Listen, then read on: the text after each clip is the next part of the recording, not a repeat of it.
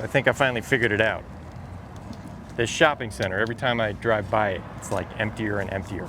More and more businesses shut down. And I think what's happening is whoever owns the property wants to bulldoze it and build something more profitable, but you can't just boot everybody out, especially in California. So I think they're just letting every business's lease expire and then not renew it until eventually the place is empty and they can take a bulldozer to it. That's why there's only 2 tenants left. A massage parlor, which is open suspiciously late, could very well be other things going on in that massage parlor. But then there's a Mexican restaurant on the corner here, El Cangrejo, which means the crab. But then it has nice in quotations, which I don't know what that means. Does nice mean something in Spanish? Nope, just means nice. All right, El Cangrejo, nice, nice.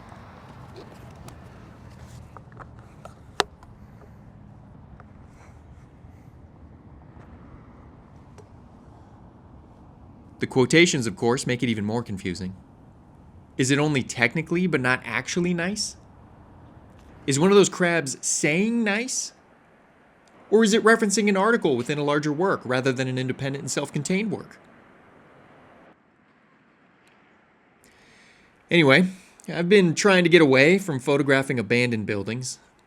It's just so damn cliche for a photographer like me to be shooting stuff like that.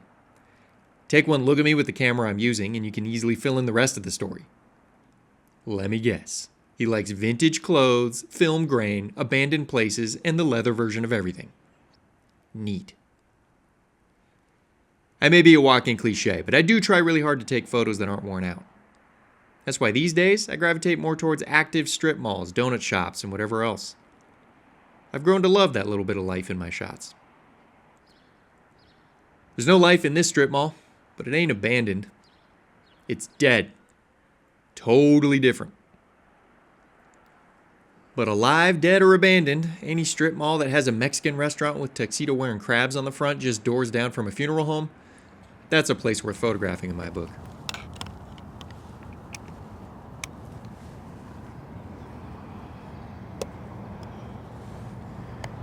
I was originally planning on the 115, but this may actually be more of a 150 kind of shot.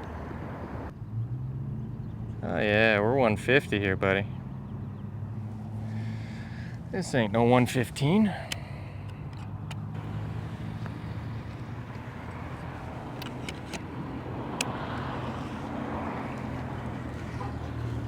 See, I have this crazy contraption on the back of my camera. It's a right angle finder I built myself. It's held together almost exclusively with super glue and my sheer will. And only one of those things is especially strong, so wouldn't be surprised if this thing breaks on me tonight. It's only my second outing with it. But I will say, it is pretty sweet. Looking down into an upright image instead of getting under the dark cloth. I feel like people are looking at me when I'm under the dark cloth looking that way. But if I'm looking down, I just feel way more comfortable.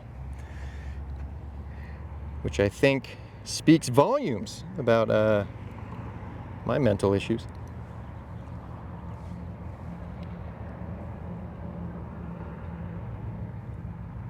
In case you're wondering, yeah, I already shot that one.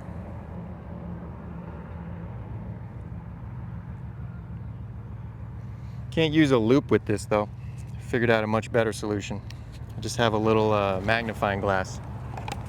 Got on Amazon. Slide it under the cover. This gives me all the magnification I need.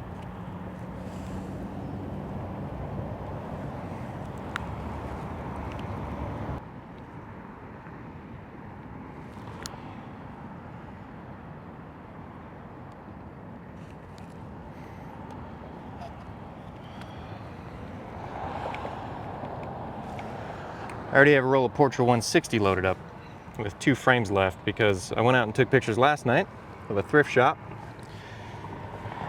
Not really sure how those pictures are going to turn out, though. Not good. Don't have super high hopes for them. Justified. The building had almost no light to speak of, and it was facing east, and at sunset, the sun setting behind it just created too wide of a contrast range. I don't think it probably didn't work out. Yep. That's all right. We'll get better pictures tonight.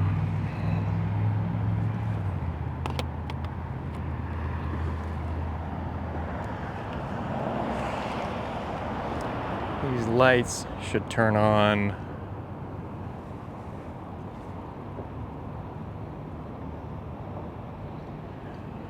I don't know why I thought that would work.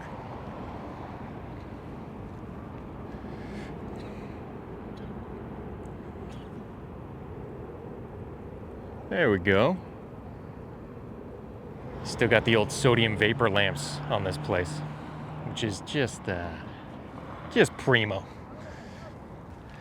They take a while to warm up, but once they're on, just a beautiful mustard glow. I love it.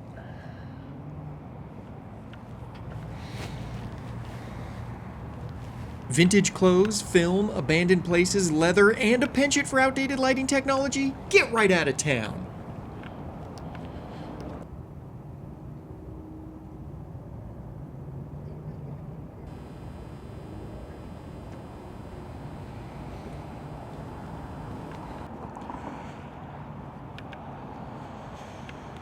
I miss the days before LEDs.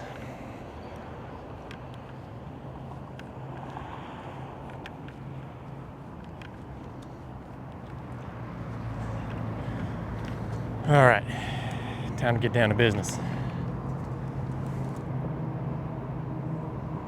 Oh, yeah, really time to get down to business. Okay.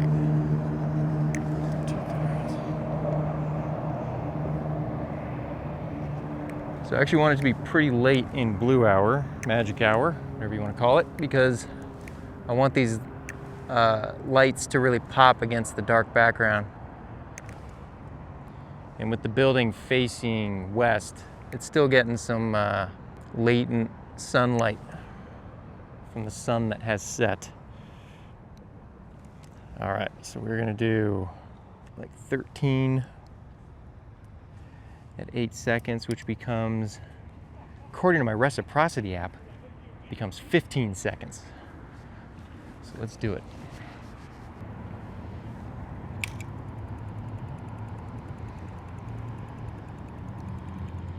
Oh, of course, an old analog stopwatch.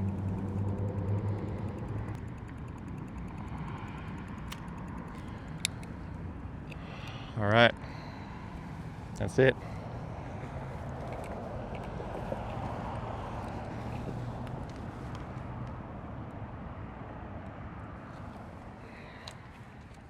So a couple problems. First, the depth of field is a little short. F13 wasn't enough, which I kind of knew it wouldn't be. I just didn't do anything about it. You see, a couple hours earlier, I'd gone to happy hour with my wife, and I had a cider, a beer, carnitas nachos, and a pizza. Not a slice of pizza, a pizza. I was apparently going for a personal best on carbohydrate intake, and I think I was still in a haze from it. Also, I tend to get sloppy when I'm trying to operate 2 video cameras on top of taking photos. A feeble brain can only handle so much. Second problem has to do with the color. Portra is typically great for photos at blue hour. It's really the only film I use for dusk photos. The way it color shifts warm tones versus cool tones happens to work really well on dusk urban landscapes. Most of the time. It didn't work so well here though. The sky is the wrong shade of blue. It's just a little too greenish. And the sodium vapors aren't quite right either. A little too magenta. No matter how I tweaked the color balance, I couldn't get them both looking good. Correcting one threw out the other. So what is a stereotypical analog photographer to do? Because this fast, easy fix is certainly not an option for some reason. Well, try a different film, of course. And this is the perfect time to tell you about this video sponsor. Not Kodak. I don't do video sponsors, although I probably would make an exception for Kodak. This channel is instead supported by voluntary contributions from viewers like you. And as a thank you to my monthly contributors, I've made a special bonus video where I break down in depth exactly why Portra's color palette caused issues with this photo but not others, and why its unique color characteristics are so good for Blue Hour in general. You monthly contributors will find it with the rest of your VIP bonus content on my website. And if you'd like to see that video but don't want to become a monthly contributor, no problem. You can get it by making a one-time contribution of $5 or more if you use the link in the description of this video. So, until Kodak knocks on my door with a fat check or a pallet of film, a big thank you to all my contributors for keeping this channel afloat. I recently started shooting 35mm in the old Texas Leica using some of these 3D printed thingamajigs. This gives you panos kind of like an X-Pan, but for about $5 cheaper. And the negatives are even wider because everything is bigger on the Tex-Pan. Sure, you have to unload the film in a changing bag, but I think that's worth $5 to me. Plus, you get image on the sprocket holes if you can figure out a good way to scan it. I can't believe I didn't try this years ago. The only thing more fun than shooting with it is seeing the results. I even made a little construction paper mask for the viewfinder. Oh, he likes to make things for his cameras. My first ever roll in the Tex-Pan was my first ever roll of Kodak Gold. I'm late to the party as usual, but with a single roll of Kodak Gold under my belt, I feel confident speaking as an expert on it. The color palette is clean, accurate, easy to scan and color correct, and most importantly, the blues don't seem to shift towards green like they do on Portra. This would be the perfect situation to try my first ever roll of medium format Kodak Gold.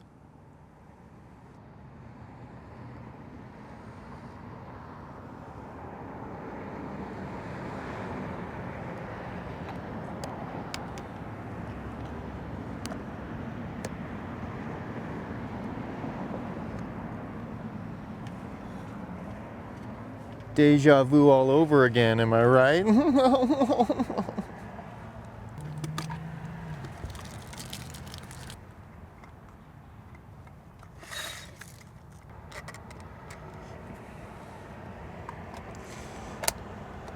can tell I'm in a slightly different position than last time. Wanted to tweak the composition a bit, felt it would be stronger this way.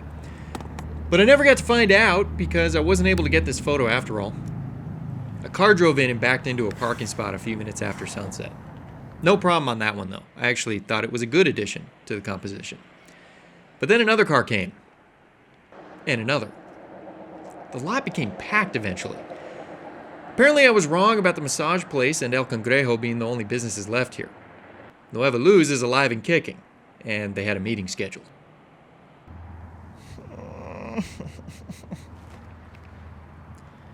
But I wasn't about to head home with no photos. No, sir. Because Nick Carver never quits. Unless it's a little too hard or I don't want to do it. So I got this shot. I suppose this photo is more about the sodium vapor light than the strip mall, and I suppose that's fine with me. Now, no picture is perfect, but this one would have been closer if only Van's Cutie Salon was switched out for the funeral home. Just imagine the imagery of that next to a sign that says Source of Eternal Life. Would have been poetic. But no matter, let's talk about how Gold rendered this scene differently than Portra. As I predicted, it did a better job with the blues and yellows. Notice how the sky isn't shifted towards green, and in fact has a mild magenta tint to it. Much more accurate to a blue hour sky. Now how about that sodium vapor? Well, those warm tones are quite muted and look much more magenta shifted in the first frame. This is classic Portra. And that shade of yellow doesn't give me this feeling. The sodium vapors. Gold does though, by rendering it to more of a true, soul-penetrating, nostalgia-triggering yellow. Colors aside, I'm just really happy I got this composition. I like it a lot more than the first. And I know it's typical of me being a centered straight-on shot, but this lone island of antiquated light deserves to be the center of attention. She won't be around much longer. Had I not gone out again to take photos, I never would have taken this shot. And that, my friends, is why I don't do this.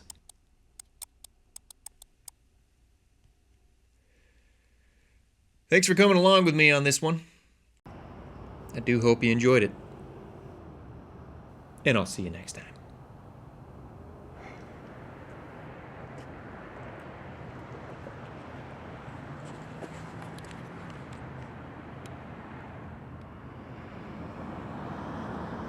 For more details about that bonus video for contributors, check the link in the description.